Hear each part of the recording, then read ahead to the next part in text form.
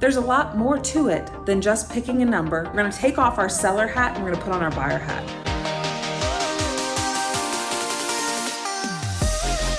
Pricing your home is a multi-step process. There's so much that goes into it, and it starts with a lot of research. Now, I noticed you haven't subscribed to our channel, and I'm not sure why. This content is amazing. So make sure you click that subscribe button to catch all of the information and education we have to offer about real estate in our part of the country.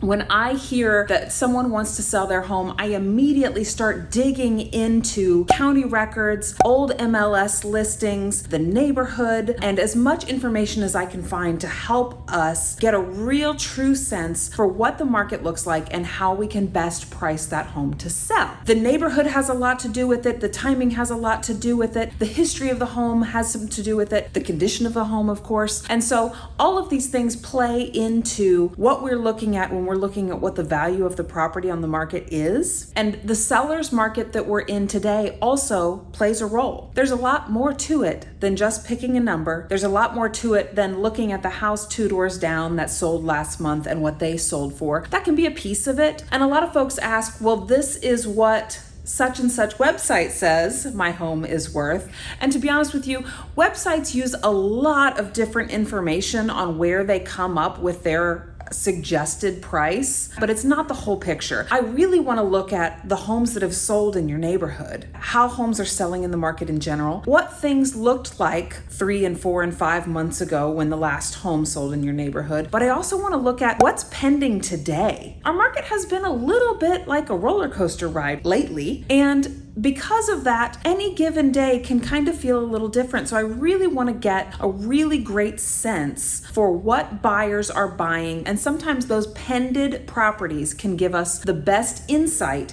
into where buyers want to be, what they're looking for, how quickly they're buying, and how we can best fit your home into the market. So when I start the process of trying to come up with a listing price for a property, I look at comps in the area, the closest, most immediate area first, and then out from there. Comps would be sold homes that are as similar as possible to the subject property, the home that we're looking at pricing. If the home we're looking at pricing is a single story home, then I'm going to look for other single story homes. If the home we're looking at pricing has a basement, then I'm going to look for other homes that have a basement. I'm looking for as much as possible to have an apples to apples comparison. And I'm looking 3 to 6 months in the past to see what has come and gone and as close as possible to that home. So that's where we start. And then I might look a little further out, maybe as far as a mile, but then I'm also going to look at the current pending properties in the area of that listing. The area can mean a lot of things. It can mean that immediate neighborhood, but there might not be any pending listings in your immediate neighborhood. So I'm going to look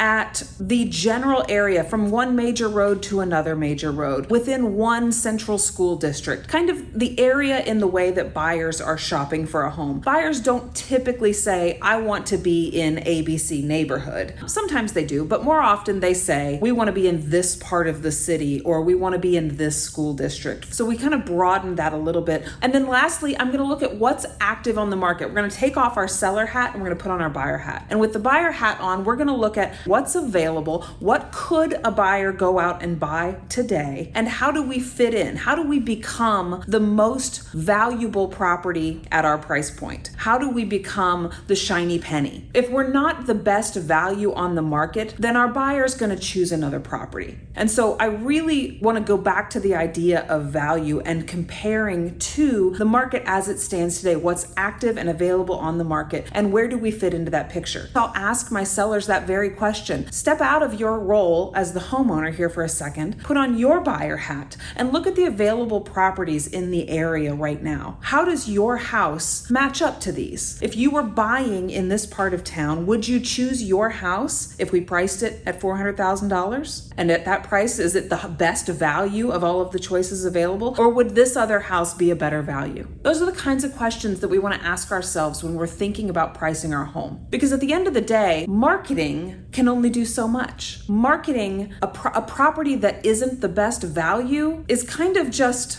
a lot of bells and whistles and a lot of alarms for something that doesn't quite make sense. We talk about this analogy that, if store A and store B are both selling milk, and store A is selling milk for $1.50 and store B is selling milk for $2.50, where would you buy your milk? Most people would say we'd buy it at store A. It's the same thing and it's cheaper. Well, what if store B puts a big banner out front that says our milk is $2.50? Then where would you buy your milk? And most people would say, I would still buy it at store A because it's cheaper. Well, what if store B hired the Bengals cheerleaders to stand in front of the store and cheer milk, M-I-L-K, $2.50? Where would you buy your milk? And most people say, I would still buy my milk at the place where it's $1.50. I don't care about the cheerleaders. What if we hired an airplane to skywrite in the sky? Store B is selling milk for $2.50. Where would you buy your milk? You're going to say, I would still buy it at store A because it's the same product, but they're serving it up cheaper. That's what we're trying to do with your home. We want you to be the best value among the comparable properties on the market. We want it to be the easy choice for buyers who are in the marketplace to go, I want this one. This one is the best value. So when I meet with my sellers and we talk about how to price their home, I tell all of my sellers there are 3 prices in this process. The first price is the price you choose to market your home at. That is a marketing price. It's the price that we see on the MLS sheet for this is how much we're asking for this home. That's price number 1. Price number 2 is the price that you, the homeowner, choose to accept in a contract. And price number 3 is ultimately a value that is assigned by the appraiser for the lender. And those 3 prices could be identical, but more often than not, they're not. More often than not, those are 3 different prices. And in a seller's market, the way we are today, many times the lowest price is the marketing price. A slightly higher price might be the price that you, the seller, choose to accept. And then the third price over here is the value assigned by the appraiser. I, as your real estate agent, will do my very best to estimate that value that the appraiser is going to assign to your property and make sure that both of these prices are within the ballpark. Both the price you list at and the price that you accept are within the ballpark of what the value is going to be assigned by the appraiser. In the end, all of those could be different.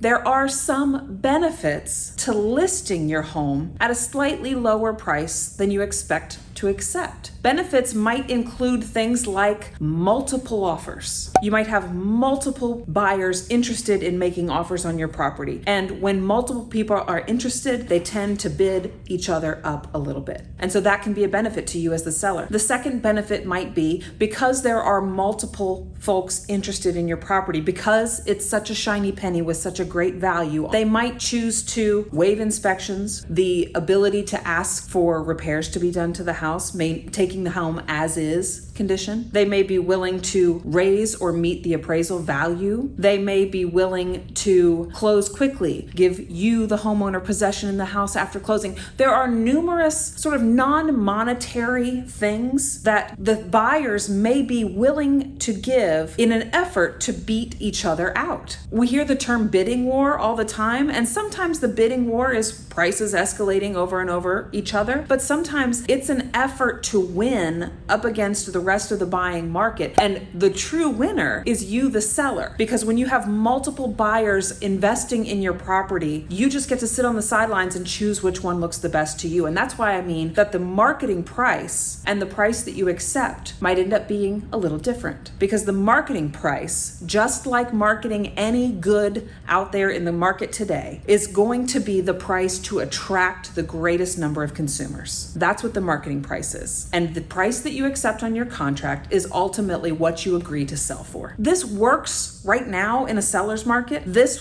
won't work this way in a buyer's market, but for the number of years that we've been in a seller's market, this is a tactic that a lot of sellers are choosing to go with, and a lot of sellers are winning in the market playing this way. And so that's a lot of what I advise my sellers to do right now, is to sort of play the game a little bit, market a little low, choose to accept the number that you choose to accept in your contract, and then know that I've done the research to make sure that the value that the appraiser is going to determine is going to be as close as possible to that contract price that you agree upon. If you have questions about what your home could be worth in this market, we would be happy to provide a free value estimate at symphonyrealtygroup@gmail.com.